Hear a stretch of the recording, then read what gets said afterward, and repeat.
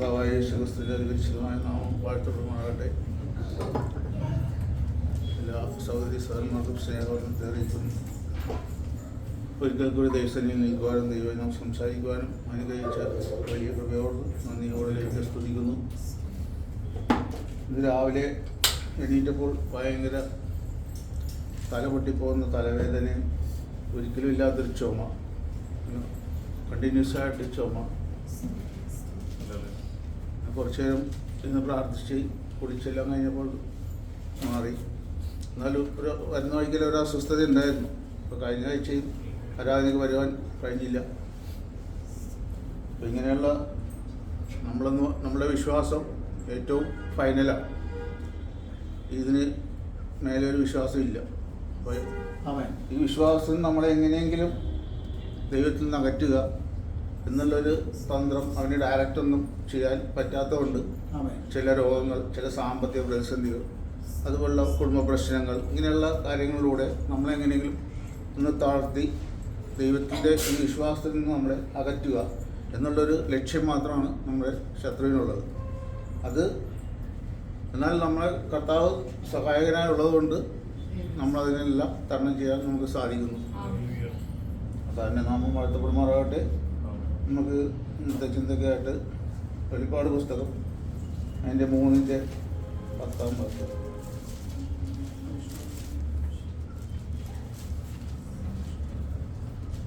സഹിഷ്ണുതയെക്കുറിച്ചുള്ള എൻ്റെ വചനം നീ കാത്തുകൊണ്ടതിനാൽ ഭൂമിയിൽ വസിക്കുന്നവരെ പരീക്ഷിക്കേണ്ടതിന് ഭൂതലത്തിലെങ്ങും വരുവാനുള്ള പരീക്ഷാകാലത്ത് ഞാനും നിന്നെ കാക്കും.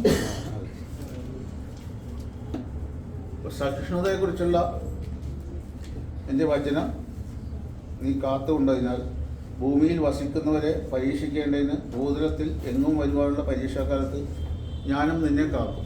ആമേൻ. ഈ പരീക്ഷയിൽ ഭൂമിയിലുള്ള സകല മനുഷ്യർക്കും ഒരു പരീക്ഷയുണ്ട്. പരീക്ഷയിൽ പെടുന്ന എല്ലാവരെയും ദൈവം കാക്കുമെന്ന് പറഞ്ഞിട്ടില്ല. ദൈവത്തിൻ്റെ വചനം കാത്ത് അതനുസരിച്ച് മരണം വരെ വിശ്വസ്തയോടെ നിൽക്കുന്നവർക്ക് കർത്താവ് കാക്കുമെന്ന് പറഞ്ഞു. പരീക്ഷ വരുമ്പോൾ പരീക്ഷ ആദ്യമേ പരീക്ഷിക്കപ്പെട്ടത് കർത്താവാണ്. അല്ലേ? എബ്രായ ലേഖനം 2:18 താൻ തന്നെ പരീക്ഷിതനായി കഷ്ടം അനുഭവിച്ചിരിക്കാൻ പരീക്ഷിക്കപ്പെടുന്നതിനെ സഹായിപ്പാൻ കഴിവുള്ളവനാകുന്നു. അപ്പോൾ കർത്താവ് ആദ്യം പരീക്ഷിക്കപ്പെട്ടതുകൊണ്ട് ഈ പരീക്ഷയിൽ നമ്മളെ സഹായിക്കും. പരീക്ഷ ജയിക്കുവാൻ നമുക്ക് സാധ്യമല്ല. നമുക്കെന്താ പറ്റുന്നത്? യാക്കോബ് 1:12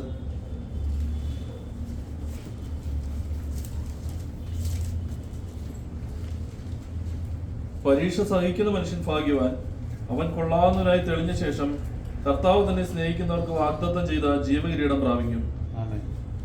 പരീക്ഷ നമുക്ക് സഹിക്കാനേ പറ്റുള്ളൂ, ജയിക്കാൻ പറ്റില്ല. ജയിക്കാൻ കർത്താവിന് മാത്രമേ പറ്റുള്ളൂ.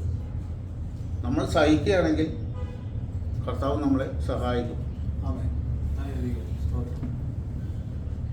എന്നാൽ ഈ പരീക്ഷയ്ക്ക് മുമ്പ് ഒരു പഠനമുണ്ട്, പഠിപ്പിക്കുന്നുണ്ട്. മത്തായി സുവിശേഷം 11:28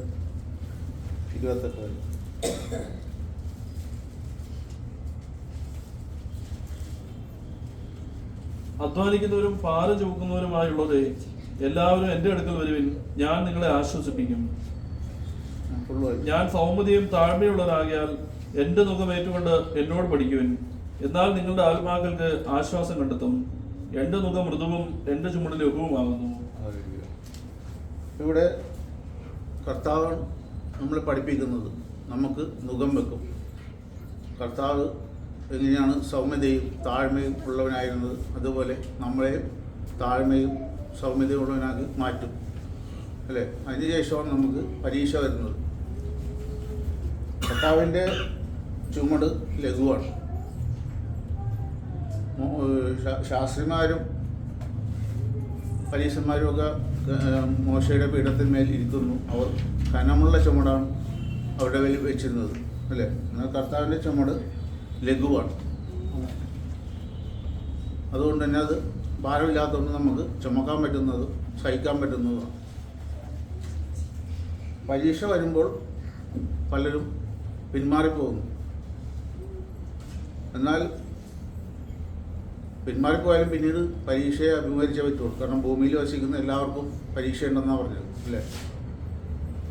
പക്ഷേ പരീക്ഷയിൽ നമ്മൾ കർത്താവിൻ്റെ അടുത്ത് വചനം കാത്ത് ആ സൗമ്യതയും താഴ്മയും നമ്മൾ പഠിച്ചു കഴിഞ്ഞാൽ ഈ പരീക്ഷയെ നമുക്ക് കർത്താവ് സഹായിക്കും. പരീക്ഷയിൽ നിന്ന് നമ്മൾ അകപ്പെടാതെ അല്ലേ?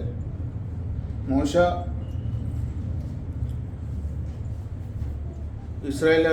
മിസ്രൈമിലായിരുന്നപ്പോൾ ഒരിക്കൽ സഹോദരന്മാരെ കാണുവാൻ ചെന്നപ്പോൾ ഒരു മിസ്രൈമി അവരോട് വഴക്കുന്നുണ്ട്, അവനെ അടിച്ചു കൊന്ന് മരുഭൂമിയിൽ കുഴിച്ചിട്ടു.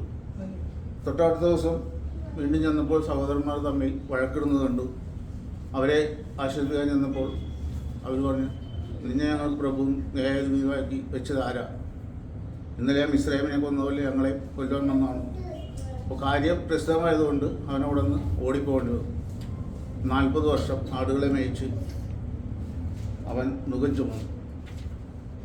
ആ മോശ ദൈവത്തിന് കൊള്ളാനായി തീർന്നപ്പോൾ എങ്ങനെയുള്ളവനായി?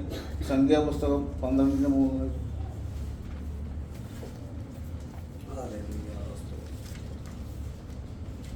മോശ എന്ന പുരുഷനോ ഭൂതലത്തിലുള്ള എല്ലാ സകല മനുഷ്യരിലും അതിസൗമ്യനായിരുന്നു. ഭൂതലത്തിലുള്ള സകല മനുഷ്യരിലും അതിസൗമ്യനായിട്ട് മോശ മാറി അല്ലേ? എന്നാൽ നമ്മൾ പഠിക്കുന്നത് മോശയുടെ സൗമ്യതയില്ല, കർത്താവിൻ്റെ സൗമ്യതയില്ല. കാരണം മോശയ്ക്കും അവിടെ വീഴ്ചകൾ സംഭവിച്ചു. അവർ പ്രകോപിച്ചപ്പോൾ അതരം കൊണ്ട് അവിവേകം സംസാരിക്കേണ്ടി വന്നു. നമ്മുടെ കർത്താവിൻ്റെ സൗമ്യതയും താഴ്മയും നമുക്കറിയാം. ആ സൗമ്യതയും താഴ്മയാണ് നമ്മൾ പഠിക്കേണ്ടത്. സൗമ്യനായി തീർന്നു കഴിഞ്ഞാൽ പിന്നെ ദൈവത്തിൻ്റെ ന്യായമാണ്. സെഫന്യാവ് 2:3.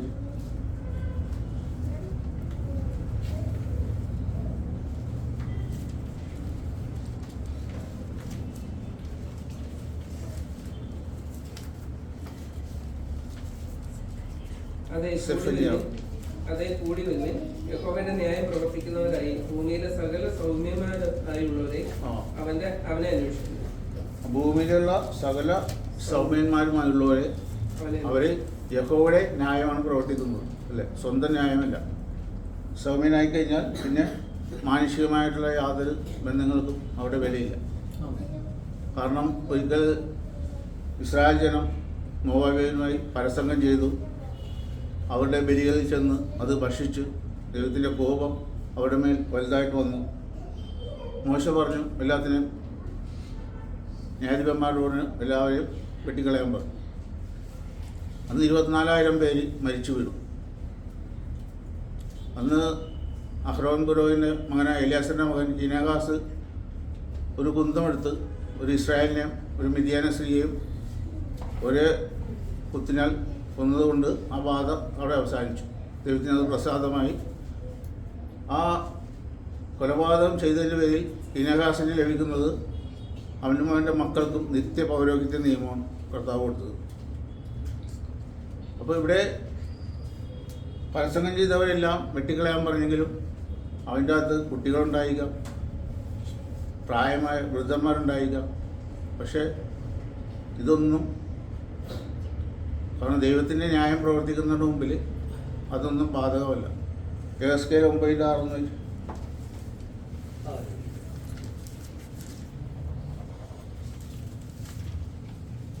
നിങ്ങൾ കരുണ കാണിക്കുകയും വരുത്. വൃദ്ധന്മാരെയും യൗവനക്കാരെയും കന്യകമാരെയും പൈതങ്ങളെയും സ്ത്രീകളെയും കൊന്നുകളയുവിൻ. എന്നാൽ അടയാളമുള്ള ഒരുത്തരെയും തുടരുത്. അപ്പോൾ മതി.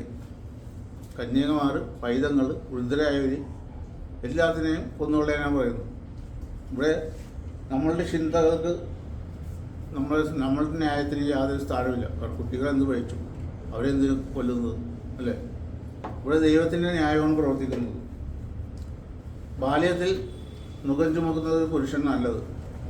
അത് അവൻ്റെ മേൽ വെച്ചിരിക്കാൻ അവൻ തനിച്ച് മൗനമായിരിക്കട്ടെ. ദാവീദ് പറഞ്ഞു, ഞാൻ ഉരിയാതെ ഊമനായിരുന്നു, നീയല്ലോ അങ്ങനെ വരുത്തിയത്. അപ്പോൾ ഈ മുഖം നമ്മളുടെ വെച്ചിരിക്കുന്നതുകൊണ്ട് അവൻ എന്തൊക്കെയാണ് സഹിക്കേണ്ടത്? വിലാപങ്ങളുടെ പുസ്തകം 3:27 വെച്ചു.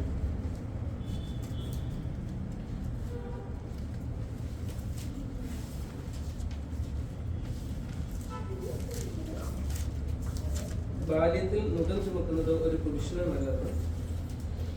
അവൻ അത് അവന്റെ മേൽ വെച്ചിരിക്കൊണ്ട് അവൻ തനിച്ചു മൗനമായിരിക്കട്ടെ. ബാക്കി വായിച്ചു. അവൻ തന്റെ മുഖത്തെ പൊടിയോളം താഴ്ത്തട്ടെ, പക്ഷെ പ്രത്യാശ ശേഷിക്കും. തന്നെ അടിക്കുന്നതിന് അവൻ കവിൾ കാണിക്കട്ടെ, അവൻ വേണ്ടുവോളം നിന്ന് അനുഭവിക്കട്ടെ. കർത്താവ് എന്നേക്കും തള്ളിക്കളയുകയില്ലല്ലോ. അപ്പം തൻ്റെ മുഖത്തെ തുപ്പലിനും നിന്നേക്കും മറക്കരുത്. അടിക്കുന്നവർക്ക് കവിൾ കാണിച്ചു കൊടുക്കണം. ഇങ്ങനെ സഹിച്ചു കഴിഞ്ഞാൽ അവിടെ പിന്നെ ശത്രുവിന് നമ്മളൊന്നും ചെയ്യാൻ സാധ്യമല്ല. കാരണം നമ്മൾ പരീക്ഷ സഹിക്കുക.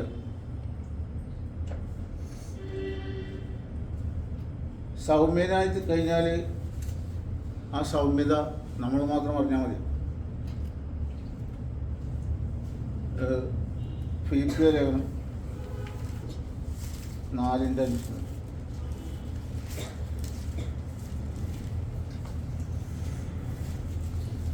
നിങ്ങളുടെ സൗമ്യത സകല മനുഷ്യരും അറിയട്ടെ. കർത്താവ് വരുവാൻ അടുത്തിരിക്കുന്നു. അപ്പോൾ സൗമ്യത ആയിക്കഴിഞ്ഞാൽ ആ സൗമ്യത സകല മനുഷ്യരും അറിയണം. അതുപോലെ തന്നെ തീത്തോസിന്റെ ലേഖനം 3:2.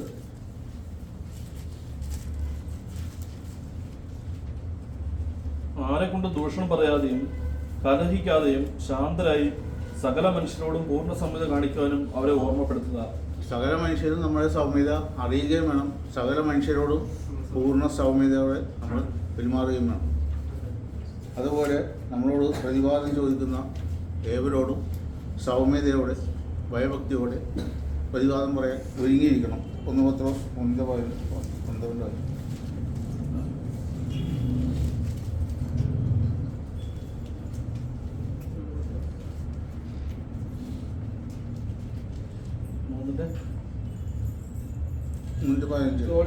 നിങ്ങളിലുള്ള പ്രത്യാശയെക്കുറിച്ച് ന്യായം ചോദിക്കുന്ന ഏവരോടും സൗമ്യതയും ഭയഭക്തിയും കൊണ്ട് പ്രതിവാദം പറവാൻ എപ്പോഴും ഒരുങ്ങിയിരിക്കുന്നു. നമ്മളുള്ള പ്രത്യാശയെക്കുറിച്ച് ന്യായം ചോദിക്കുന്ന ഏവനോടും സൗമ്യതയും ഉത്തരം പറയണമെങ്കിൽ സൗമ്യതയോടും ഭയഭക്തിയോടും എപ്പോഴും പ്രതിവാദം പറയാൻ നമ്മൾ ഒരുങ്ങിയിരിക്കണം. കൊലോസ്യർ 3:12. ഒരുവനോടൊരു വഴക്കുണ്ടായാലും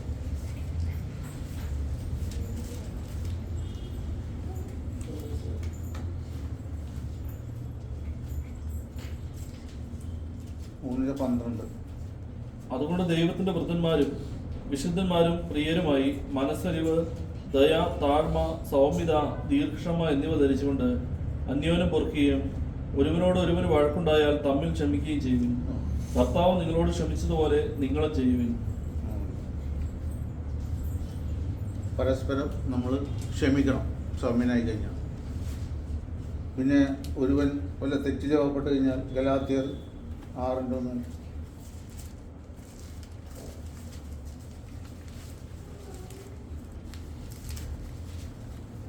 സഹോദരന്മാരെ, ഒരു മനുഷ്യൻ വല്ല തെറ്റിലും അകപ്പെട്ടു പോയെങ്കിൽ ആത്മീയരായ നിങ്ങൾ അങ്ങനെയുള്ളവനെ സൗമ്യതയുടെ ആത്മാവിൽ യഥാസ്ഥാനപ്പെടുത്തുവിൻ. നീയും പരീക്ഷയിൽ അകപ്പെടാതിരിക്കാൻ സൂക്ഷിച്ചു കൊള്ളുക. ഒരു മനുഷ്യൻ വല്ല തെറ്റിലും അകപ്പെട്ടു പോയാൽ ആത്മീയരായ നിങ്ങൾ സൗമ്യതയുടെ ആത്മാവിനാണ് ഉപദേശിക്കേണ്ടത്. നമ്മുടെ കൂട്ടത്തിലുള്ള ഒരു സഹോദരൻ ഈ വിശ്വാസം തെറ്റി വേറെ വിശ്വാസത്തിലേക്ക് പോയപ്പോൾ ഞാൻ കുറേ വചനങ്ങളൊക്കെ എഴുതി ആ സഹോദരന് സത്യം ബോധിപ്പിക്കാൻ ശ്രമിച്ചെങ്കിലും തിരിച്ചെനിക്ക് പറയുന്നത് നീ വേചനാണ്, നീ വേചം വിട്ട് പോയില്ലെങ്കിൽ നിൻ്റെ കുടുംബവും നശിച്ചു പോകും. അപ്പോൾ ഏതാ സൗമ്യതയുടെ ആത്മാവ്? ഇവിടെ സൗമ്യതയുടെ ആത്മാവിനാൽ ഒരുത്തൻ തെറ്റുപറ്റാത്ത മനുഷ്യനില്ല. അവരെ നമ്മൾ ഉപദേശിക്കേണ്ടത് സൗമ്യതയുടെ ആത്മാവിനാണ് ഉപദേശിക്കേണ്ടത്, അല്ലേ? നമുക്കും ഈ തെറ്റ് വരാതിരിക്കാൻ നമ്മൾ, അല്ലേ, പരീക്ഷയിൽ അകപ്പെടാതിരിക്കാൻ നമ്മൾ സൂക്ഷിച്ചു കൊടുക്കണം. കാരണം പരീക്ഷകൻ എപ്പോഴും കൂടെയുണ്ട്. പിന്നെ നമുക്ക് കുറച്ച് താഴ്മയെക്കുറിച്ച് നോക്കാം. 1 പത്രോസ് 5:5.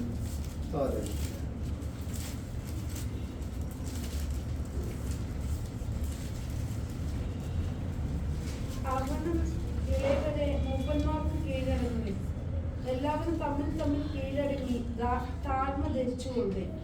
ദൈവം നിങ്ങളോട് എതിർത്ത് നിൽക്കുന്നു, താഴ്മയുള്ളവർക്കോ കൃപ നൽകുന്നു. ആ മതി. ഫിലിപ്പിയർ 2:3 കൂടി വായിക്കാം.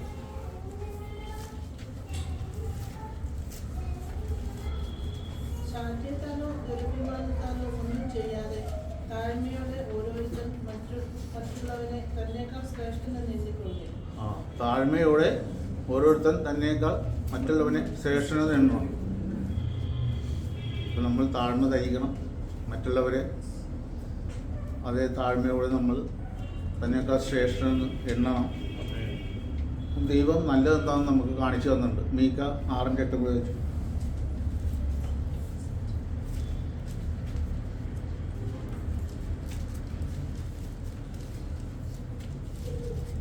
മനുഷ്യ നല്ലതല്ലെന്ന് അവൻ നിനക്ക് കാണിച്ചു തന്നിരിക്കുന്നു.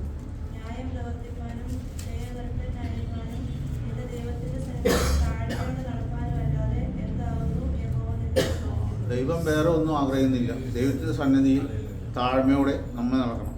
കാരണം നിഗളികളായി കഴിഞ്ഞാൽ ദൈവം അവനെ നശിപ്പിക്കും. കാരണം കർത്താവ് എത്രമാത്രം താഴ്മയുള്ളവനായിരുന്നു നമുക്ക് കാണിച്ചു തന്നു. അതിനുശേഷമാണ് നമ്മളോട് പറയുന്നത് നിങ്ങൾ താഴ്മയുള്ളവരായിരിക്കണമെന്ന് പറഞ്ഞു. താഴ്മയുള്ളവരുടെ ദൈവം വസിക്കുന്നു.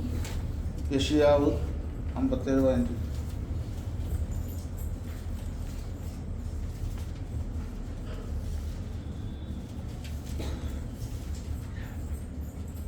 ഞാൻ അവന്റെ വഴികൾ കണ്ടിരിക്കുന്നു, ഞാൻ അവരെ സൗഖ്യമാക്കും, ഞാൻ അവരെ നടത്തി അവരുടെ ദുഃഖിതന്മാർക്കും തന്നെ വീണ്ടും 57:15. ഉന്നതനും ഉയർന്നിരിക്കുന്നവനും ശാശ്വതവാസിയും പരിശുദ്ധനെന്ന് നാമമുള്ളവനായവൻ ഇപ്രകാരമല്ല ചെയ്യുന്നു. ഞാൻ ഉന്നതനും പരിശുദ്ധനുമായി വസിക്കുന്നു. താഴ്മയുള്ളവരുടെ മനസ്സിനും മനസ്താപമുള്ളവരുടെ ഹൃദയത്തിനും ചൈതന്യം വരുത്തുവാൻ മനസ്താപവും മനോവിനയവും ഉള്ളവരോട് കൂടെയും വസിക്കുന്നു. അപ്പോൾ ദൈവം താഴ്മയുള്ളവരോടെ വസിക്കുന്നു. ഈ താഴ്മ ഉണ്ടാവണമെങ്കിൽ യഹോഭക്തി ഉണ്ടാവണം, അല്ലേ? യഹോഭക്തി ഉള്ളവർ മാത്രമേ താഴ്മ ഉണ്ടാവുള്ളൂ. അതിന് ഉള്ള പ്രതിഫലം എന്താ? താഴ്മയ്ക്കും സദൃശവാക്യം 22:4.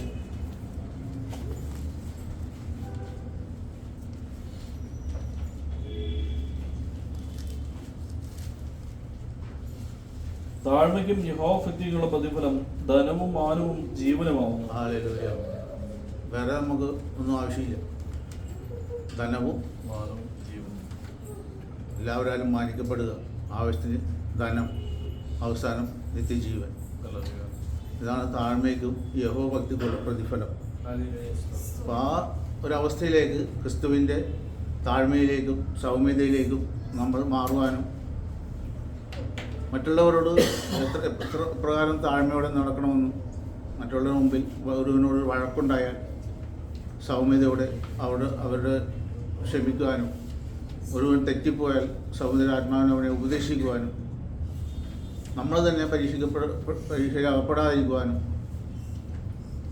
എല്ലാം ഈ വചനങ്ങൾ നമ്മൾ ഓരോ നിമിഷവും ഓർത്തുകൊണ്ട് വരും കാലങ്ങളിൽ നിത്യതയിൽ കർത്താവിനൂടെ ആയിരിക്കുവാൻ ഈ അവസരം നമുക്ക് തന്ന ദൈവത്തെ നമുക്ക് സ്തുതിക്കാം. എല്ലാ പ്രാർത്ഥനയോടെ കേട്ടത് ചെറിയൊരു വിഷയം മാത്രം ഞാൻ എടുക്കുന്നു. ഇന്ന് നമ്മൾ വായിച്ച ഒരു വചനം തന്നെയാണ്, ജോയ് പാസ്റ്റർ എടുത്ത ഒരു വചനത്തിൽ നിന്ന് തന്നെ. യെശയ്യാവിൻ്റെ പുസ്തകം 57-ാം അധ്യായത്തിൻ്റെ 15-ാമത്തെ വാക്യം. ഉന്നതനും ഉയർന്നിരിക്കുന്നവനും ശാശ്വതവാസിയും പരിശുദ്ധൻ എന്ന് നാമമുള്ളവനുമായവൻ ഇപ്രകാരം അപേക്ഷിക്കുന്നു. ഞാൻ ഉന്നതനും പരിശുദ്ധനുമായി വസിക്കുന്നു. താഴ്മയുള്ളവരുടെ മനസ്സിനും മനസ്താപമുള്ളവരുടെ ഹൃദയത്തിനും ചൈതന്യം വരുത്തുവാൻ മനസ്താപവും മനോവിനയമുള്ളവരോട് കൂടെയും വസിക്കുന്നു. സ്തോത്രം. അപ്പോൾ നമ്മൾ അറിയാം, ഇങ്ങനെ ഒരു നല്ല മെസ്സേജ് ഇന്ന് നമുക്ക് കേൾക്കണമെങ്കിൽ ആ സഹോദരൻ കടന്നുപോയ പല സാഹചര്യങ്ങൾ കൂടെ കടന്നു പോകുമ്പോഴാണ് അങ്ങനെ ഒരു മെസ്സേജിന് നമുക്ക് കേൾക്കാൻ സാധിക്കുന്നത്. പലപ്പോഴും നമ്മൾ കാണുന്നു, നമ്മുടെ ജീവിതത്തിൽ തന്നെ പല അനുഭവങ്ങളിൽ കൂടെ കാണുന്നു. നമ്മുടെ മക്കളോട് ഇപ്പോൾ ഇന്ന് പറയുക, എന്തെങ്കിലും കാര്യത്തിൽ നിങ്ങൾ തെറ്റുകാരാണ് എന്ന് നമ്മൾ പറയുമ്പോൾ പലപ്പോഴും അവർ പറയും, പപ്പയും അങ്ങനെ തന്നെ ചെയ്യുന്നില്ലേ, അല്ലെങ്കിൽ പപ്പ ഇന്ന സാഹചര്യത്തിൽ ഇങ്ങനെ പ്രതികരിച്ചില്ലേ എന്ന് നമ്മളോട് പറയാറുണ്ട്. അപ്പോൾ എന്തുകൊണ്ട് അപ്പൻ എങ്ങനെ ആയിരിക്കുന്നു എന്നുള്ള കാര്യം നമ്മളെ എപ്പോഴും ഓർമ്മിപ്പിക്കുന്നു. അവൻ പരിശുദ്ധനാണ്, അവൻ ഏക പരിശുദ്ധനാണ്. അവന്റെ പരിശുദ്ധൻ എന്ന നാമം ഉണ്ടെന്നാ പറയുന്നത്. പരിശുദ്ധൻ എന്ന നാമവും അവനുണ്ടെന്ന് പറയുന്നത്. അപ്പോൾ അവൻ മാത്രമാണ് പരിശുദ്ധൻ, അവൻ മാത്രമാണ് ഉന്നതൻ, ഉയർന്നിരിക്കുന്നവൻ, ശാശ്വതവാസി.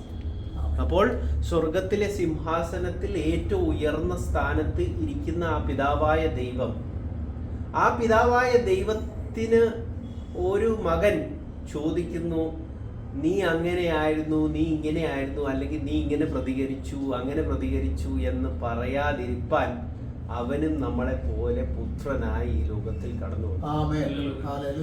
നമ്മൾ കടന്നു പോകേണ്ട ഓരോ സാഹചര്യത്തിൽ കൂടെയും അവൻ ജീവിച്ചും അതിജീവിച്ചും നമ്മളെ കാണിച്ചു തന്നാണ് നമുക്ക് ആ മാതൃക നമുക്ക് വേണ്ടി ഒരുക്കിയത്. നമുക്കൊരിക്കലും അപ്പന്റെ സന്നിധിയിൽ പോയി നിന്ന് പറയാൻ പറ്റത്തില്ല, എൻ്റെ തെറ്റിന് കാരണം നീ അങ്ങനെ പ്രതികരിച്ചു അല്ലെങ്കിൽ നീ ഇങ്ങനെ പ്രതികരിച്ചു എന്ന്. നമ്മൾ മനുഷ്യരായി നിൽക്കുമ്പോൾ, നമ്മൾ എങ്ങനെ ഒരു പിതാവായി നിൽക്കുമ്പോൾ നമ്മളുടെ തെറ്റ് പലപ്പോഴും നമ്മുടെ മക്കൾക്ക് ചൂണ്ടിക്കാണിക്കുവാൻ സാധിക്കും. പക്ഷേ അങ്ങനെ ചൂണ്ടിക്കാണിക്കുവാൻ സാധിക്കാത്ത ഒരു അപ്പനാണ് നമുക്ക് ഉള്ളത്. നമ്മുടെ സൃഷ്ടിതാവ് എല്ലാത്തിനും പരിശുദ്ധനാണ്. അതുകൊണ്ടാണ് എബ്രായർക്ക് എഴുതിയ ലേഖനത്തിനകത്ത് ഒരു വാക്യമുണ്ടല്ലോ, അവൻ നമുക്കിപ്പോ മഹാപുരോഹിതൻ ഏത് രീതിയിലുള്ളതാണെന്നുള്ളത്.